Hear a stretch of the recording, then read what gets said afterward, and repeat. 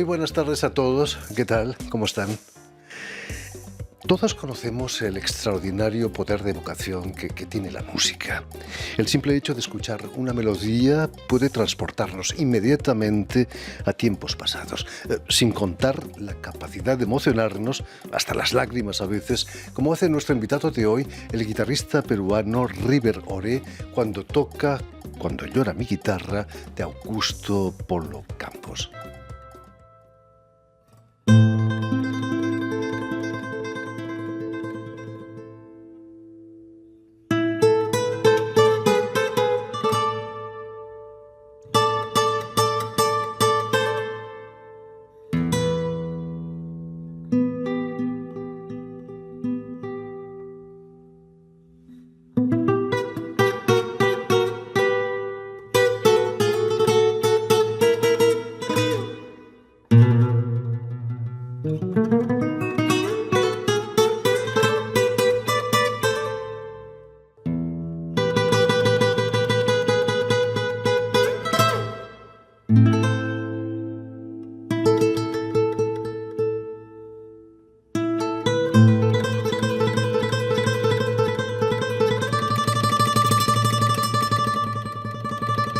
Muy buenas tardes, River Oré. Bienvenido a Radio Francia Internacional. Muchas gracias, Jordi. Encantado de volver a verte. Me siento muy contento de pisar nuevamente París y con un motivo excelente que es poder presentar un nuevo disco con una pequeña gira que abarca ciudades importantísimas como esta. Luego pasamos pues a Ginebra, luego a tu tierra, a Barcelona y finalizamos en Madrid. Un privilegio tenerte aquí entre nosotros de nuevo. Es increíble, River, la capacidad de emocionar que tienen 6 pequeñas cuerdas de una guitarra, ¿no? Sí, la verdad es como escuchar, pues, en el caso, como tú sabrás, escuchar a un tenor, escuchar a un barítono, escuchar a una soprano, ¿no? Es que las cuerdas de la guitarra, cada una de ellas tiene un valor sonoro muy diferente. Y como dijera un guitarrista también argentino muy importante, Osvaldo Burucuá, el dedo pulgar sería como el bajista, como el Paul McCartney de los Beatles, ¿no? Y si a eso añadimos la nostalgia de la tierra que hemos dejado atrás, esa emoción se multiplica por 2, no por 3. Exacto, ahora que recordaba este tema de Augusto Polo Campos, que es un vals, a pesar que es un vals de los más conocidos en el Perú, sin embargo el compositor es ayacuchano, es andino, y esa nostalgia del hombre andino que migra pues a la capital para cumplir sus sueños también se puede dejar notar en un género diferente como el vals peruano, ¿no? Por supuesto. Permíteme que explique a nuestros oyentes que has nacido en Lima, en el seno de una familia, como decías, con profundas raíces ayacuchanas y cajamarquinas, si no me equivoco. Imagino que la música era una manera de apaciguar esa nostalgia de las montañas, quizás perdidas. Sí, la verdad el Perú tiene pues montaña, tiene la costa, tiene la parte de la selva, por supuesto nuestra sierra, y cada uno de ellos creo que evoca gran parte de lo que somos nosotros como cultura, una cultura que tiene diferentes formas musicales. En mi caso pues he sabido querer la música de la costa porque quizás uno de mis primeros profesores formales fue Carlos Jaire, uno de los principales formadores de guitarristas, y mi padre, que fue el primer profesor empírico que yo tuve a los 4 años, pues me enseñó la música andina, ¿no?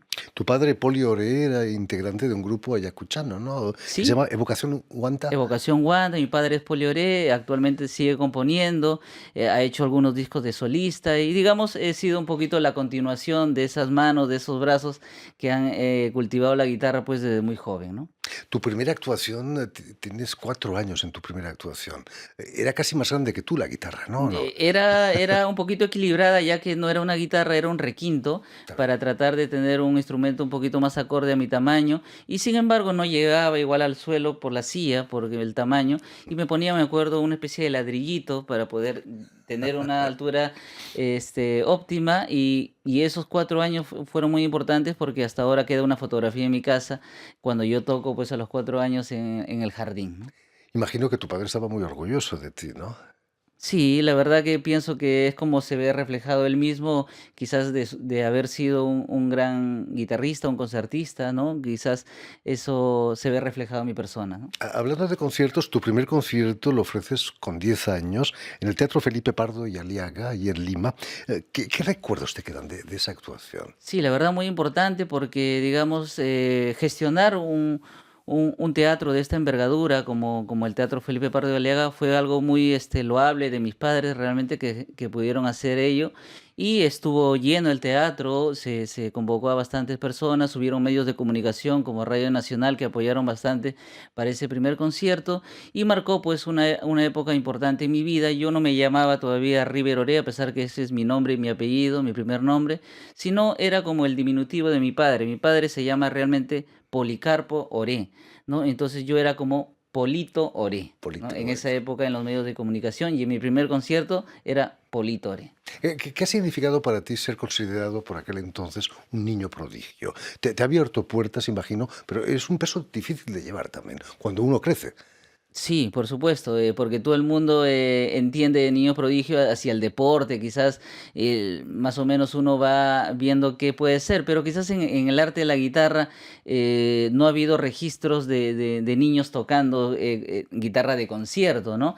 Y de hecho mi mayor, digamos, sueño siempre fue tocar como Raúl García Zárate y tener esa responsabilidad de poder llevar esa música a través del formato de concierto siempre ha sido toda una ilusión, ¿no? ¿De qué modo ha influido Raúl García Zárate en tu trayectoria, en tu amor por la música andina? Creo que muchísimo, ya que lo conocí a los 7 años para el concierto que se tuvo en el Teatro Felipe Pardo y Galiaga.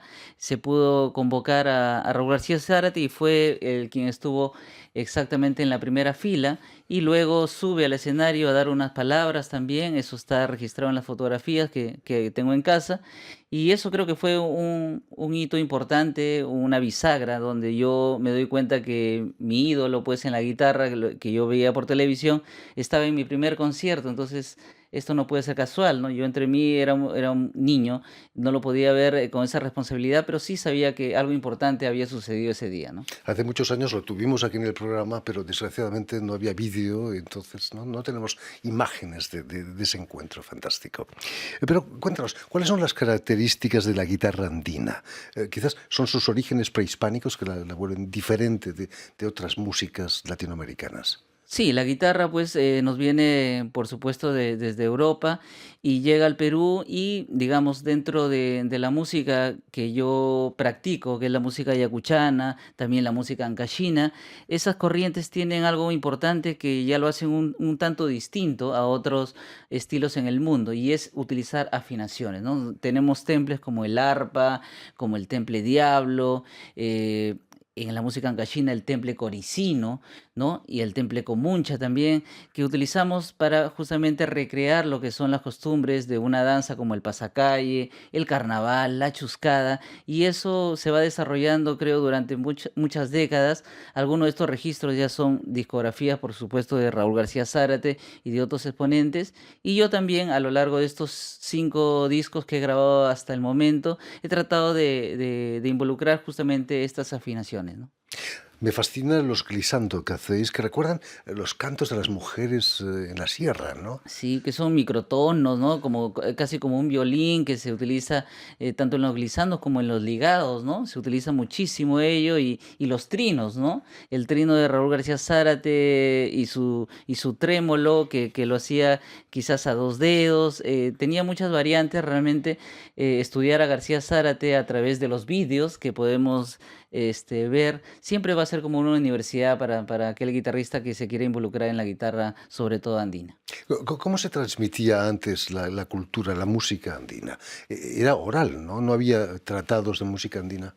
Claro, la guitarra en el Perú no nace pues directamente de escuelas, sino que nace justamente del día a día, que alguien te enseña la guitarra con una guitarra enfrente y una vez sabiendo un poquito el idioma de la guitarra, pues ya cada uno también va tomando ciertas formas autodidactas de poder recrear la música de sus tiempos, ¿no? En el caso del doctor Raúl García Zárate, pues recrea la música de su época y la convierte o la adapta a la guitarra solista. En mi caso también, pues la música que me ha gustado escucharla de forma cantada en agrupaciones contemporáneas, en mi caso, la he venido trabajando también en formas de guitarra de concierto. ¿La colonización española influyó quizás en el estilo de la guitarra andina?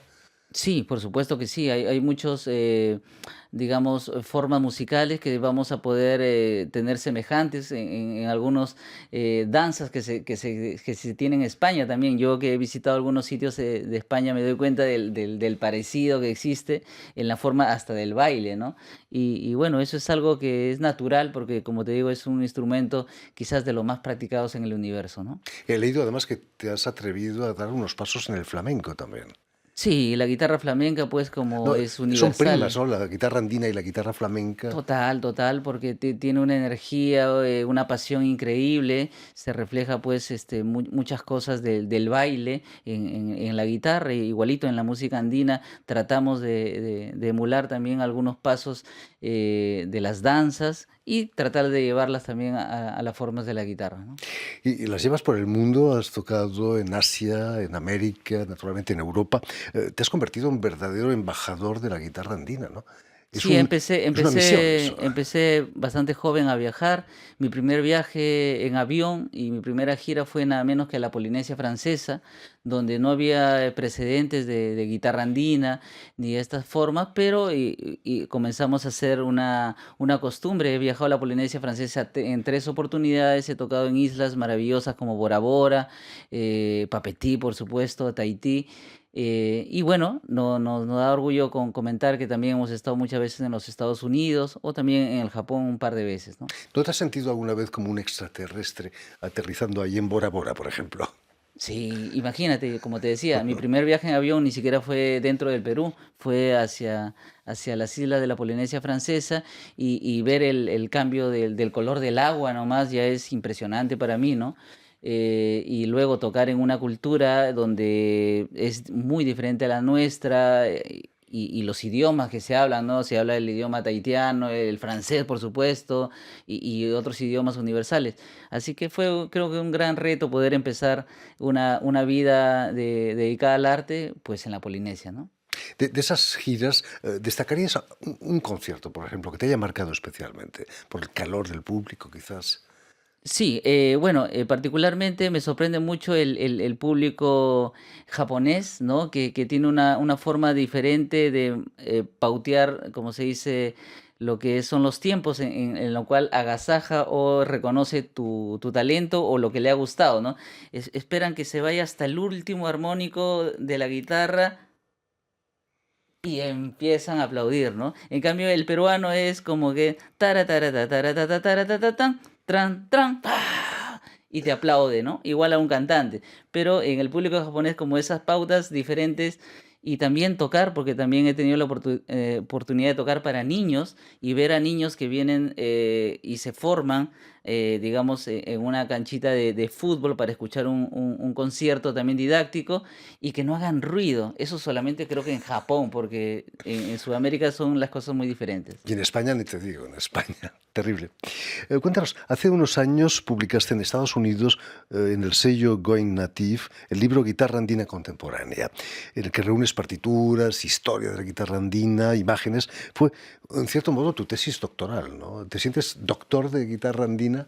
Bueno, me siento muy, muy afortunado de tener en mi camino grandes personas que han impulsado pues mi discografía, nada menos mi discografía empieza con una empresa discográfica Going Native que está en Orlando, Florida, quien también publica el libro de guitarra andina contemporánea donde expongo también, aparte de arreglos de guitarra, como se dice, de covers de guitarra, también composiciones. Así que eso ha sido publicado en la Biblioteca Nacional del Perú, este libro disco.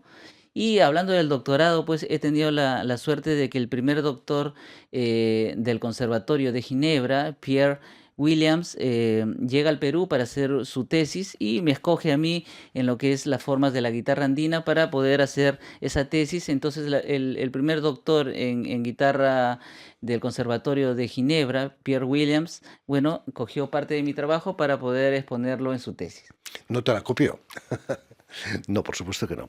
Y este viernes actúas aquí en París. Imagino que no es la primera vez que vienes a París para tocar. No estuviste aquí en este He programa estado en hace diferentes, años. sí, en diferentes formatos, a veces de solista, otras veces he venido acompañando a quenistas también sudamericanos y también he venido con formatos de agrupación con Diosdado Gaitán Castro, toqué una vez en la UNESCO también y han habido pues oportunidades que me han traído por estos lares, pero París es maravilloso, ¿no? Para mí es como si viniera por primera vez siempre, siempre quiero hacer turismo, siempre quiero caminar por esas calles, ¿no? Y entonces es algo maravilloso que pasa aquí. Hay que aprovechar. No me gustaría cerrar el programa sin que nos propusieses una de tus composiciones. ¿Qué podrías proponernos? Sí, hablando de la gran presencia del maestro, a pesar de su falta física, pero su espíritu está siempre en nosotros. Este tema se lo toqué enfrente en un homenaje en el Teatro Peruano Japonés allá en el Perú, se llama Raúl de la Guitarra. Raúl de la Guitarra. River Oren, gran guitarrista peruano.